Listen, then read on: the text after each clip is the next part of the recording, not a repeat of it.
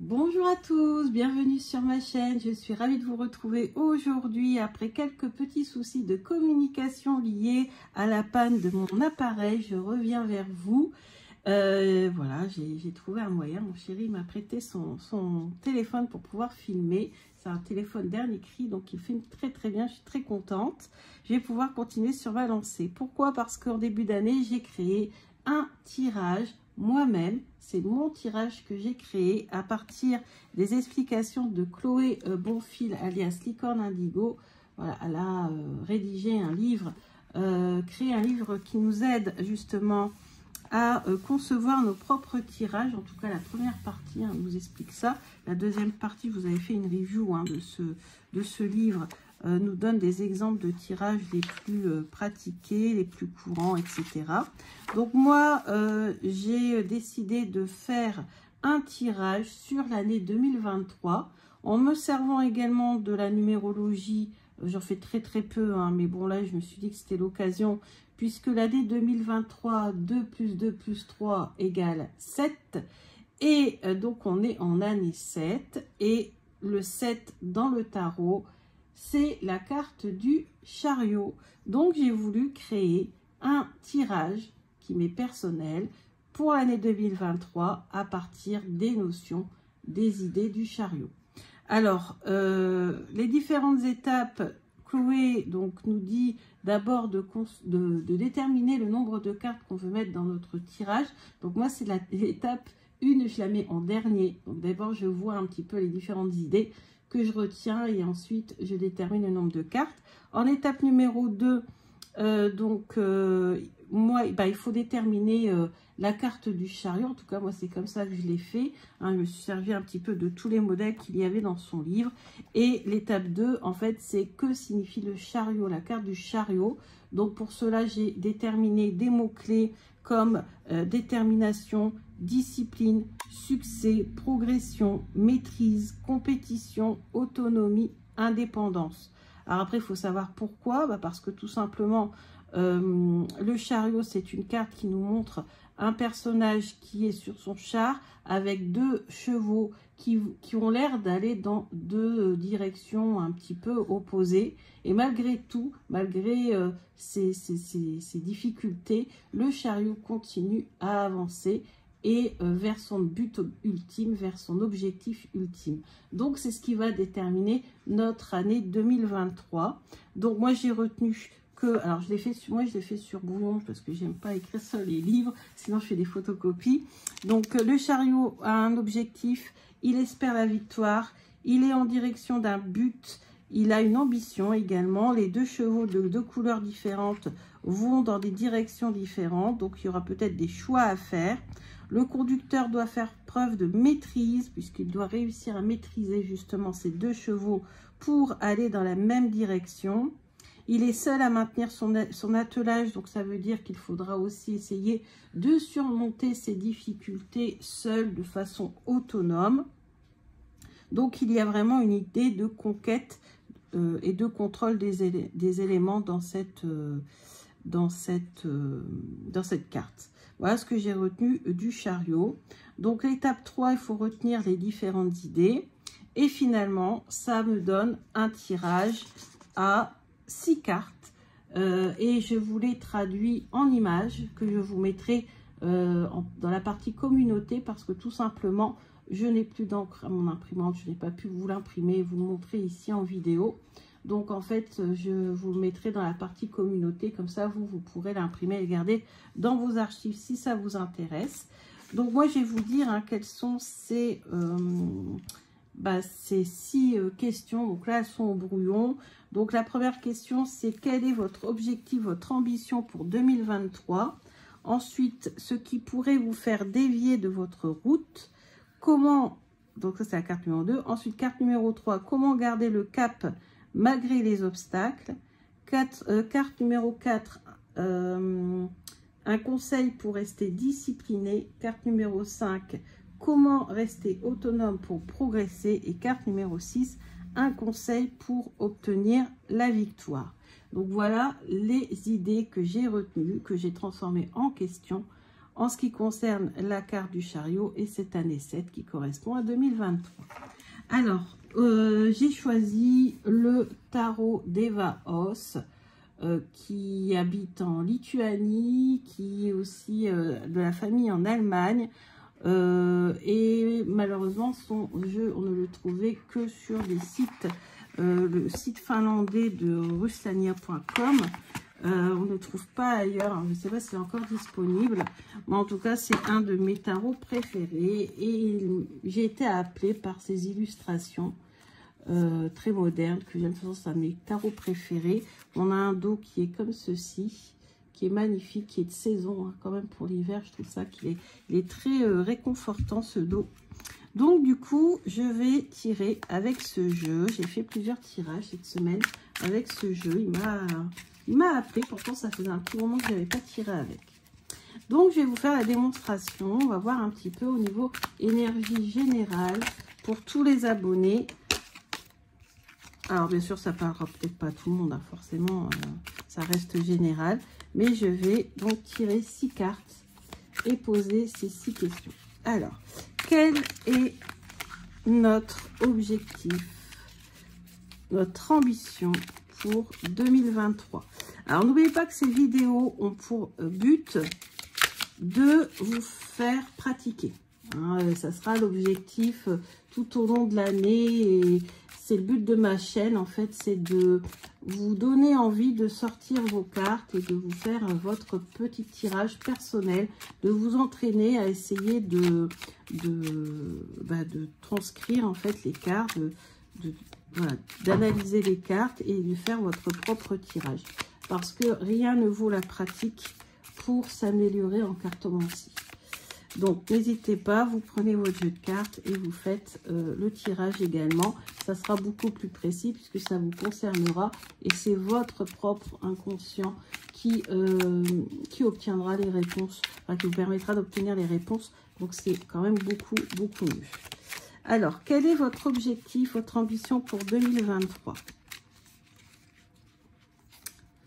Ensuite, ce qui pourrait nous faire dévier de notre route.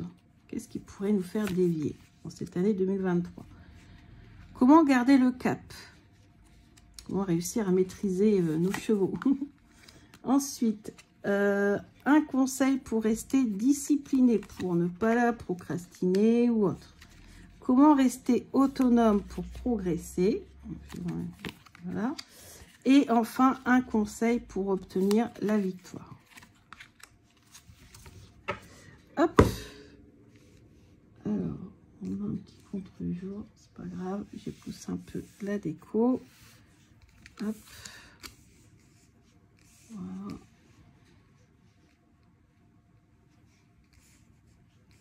Ouais, celle-ci, je sais pas comment faire. Ouais, on va mettre le livre de Chloé. Alors, par contre, là, je peux rien faire parce que si j'éteins la lumière, on ne voit plus rien. Alors, on y va. Alors, donc ici, on a le 3 de bâton. Quel est votre objectif, votre ambition pour 2023?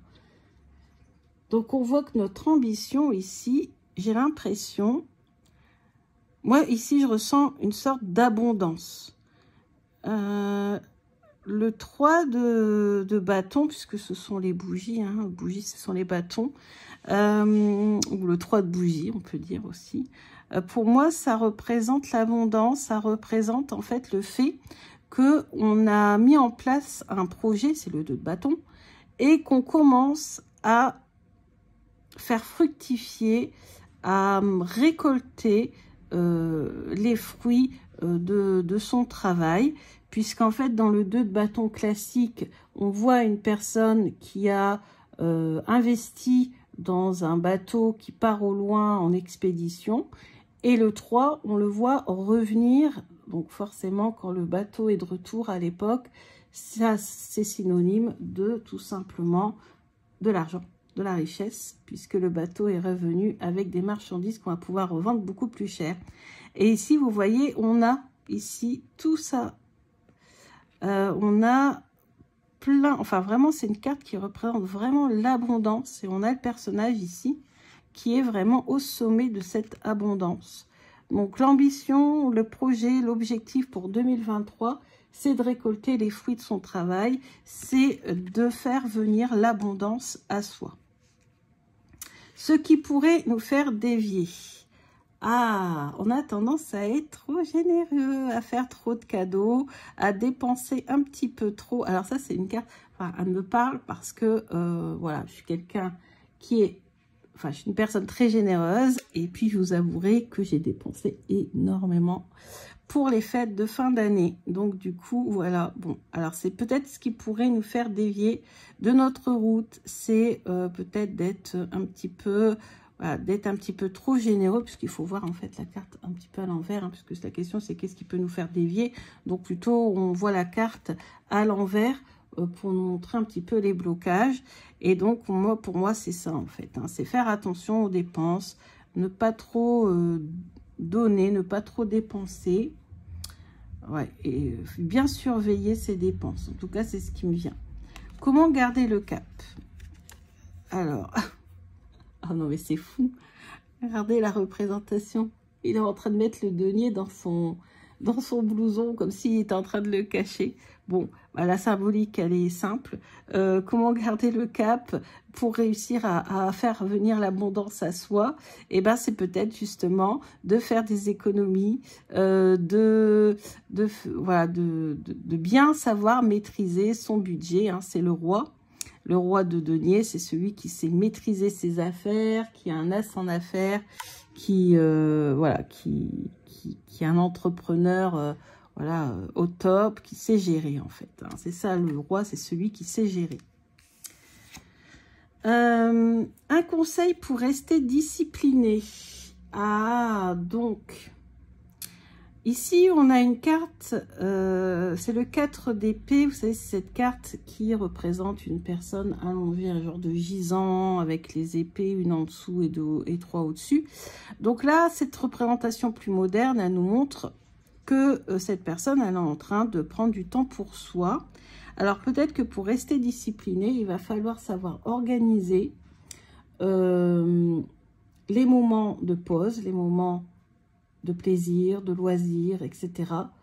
avec les moments de travail. Il faut vraiment concilier les deux.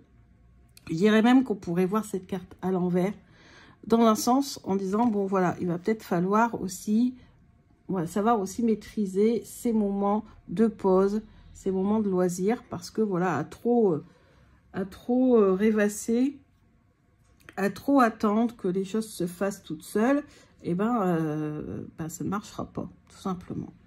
Donc cette carte aussi me fait penser à la procrastination un petit peu. Bon là, j'avoue, elle se fait plaisir tranquille. Bon, la procrastination, c'est encore autre chose pour avoir d'autres cartes pour. Mais voilà, savoir maîtriser son temps, pas trop attendre que les choses se fassent toutes seules. C'est ce que je ressens. Comment rester autonome pour progresser? Ah, j'adore cette carte de la grande prêtresse. La grande prêtresse, c'est celle qui fait aller son intuition, qui accumule des connaissances, qui étudie beaucoup, qui est la gardienne même des connaissances. Alors, comment rester autonome pour progresser? En fait, ici, on nous dit que on est capable d'emmagasiner toutes les connaissances nécessaires pour obtenir cette abondance. Et d'un point de vue un peu plus spirituel, moi ici, je la vois connectée à tout ce qui est loi d'attraction, magie, enfin voilà. Moi, je sens la loi d'abondance, la loi d'attraction, la méditation, faire confiance en l'univers, pour avoir un point de vue un petit peu plus spirituel. Et un conseil pour obtenir la victoire. Ouh, la lune. Eh bien, la lune, c'est ce qui peut brouiller notre esprit, c'est peut-être notre côté sombre, regardez-moi ça ici, c'est peut-être notre côté sombre qui a tendance à saboter nos désirs, nos projets. Donc, un conseil pour obtenir la victoire, il va falloir lutter contre notre côté sombre, savoir nous protéger des voilà, des insomnies, des pensées parasites, des choses, voilà. La lune, hein, dans le tarot, c'est très... ça nous parle vraiment du côté sombre, du côté lumineux, de savoir combattre nos parts d'ombre, etc., etc. Donc là, ici, vraiment pour obtenir la victoire, il va falloir faire preuve de courage et savoir finalement dompter notre loup noir intérieur et faire en sorte de ne pas s'auto-saboter. Donc voilà, bah, écoutez, sur ces magnifiques cartes, j'espère que ce tirage vous a plu. J'ai passé beaucoup de temps à le préparer, je vous avouerai, hein, parce que bah voilà, il faut réfléchir, il faut bien analyser la carte du chariot, il faut voilà, faire comme l'explique Chloé, voilà, les différentes étapes. Donc je suis ravie de vous partager ce tirage de 2023. N'hésitez pas à faire le vôtre. Moi en tout cas, je prends pour moi ce tirage, je le trouve vraiment super. Et c'est vrai que j'avais déjà commencé à vouloir travailler l'abondance en 2022. Pas assez à mon goût et je pense que je vais continuer sur ma lancée en 2023. En essayant de ne pas m'auto-saboter, voilà, en essayant de bien gérer mes finances. Et puis toujours cette grande prêtresse qui est une de mes cartes des arcanes majeures préférées. Voilà, et ça aussi, les bains, hein, j'adore aussi prendre du temps pour moi, j'avoue, peut-être un peu trop. Donc c'est vrai que pour moi, en tout cas, c'est un tirage qui me parle beaucoup. Donc n'hésitez pas à me dire si votre tirage de 2023 vous a plu. En année 7, alors il ne faut pas oublier non plus que l'année 7, en numérologie, le chiffre 7, c'est un chiffre qui est beau, hein, c'est un chiffre magique, c'est un chiffre normalement qui apporte justement... la chance, hein, la prospérité, etc. C'est un chiffre très intéressant. Alors à voir, c'est vrai qu'avec le contexte actuel, ça paraît un peu compliqué, mais bon, tout est possible si on le veut vraiment. Allez, je vous embrasse. Sur ces paroles, je vous dis à bientôt. Bisous.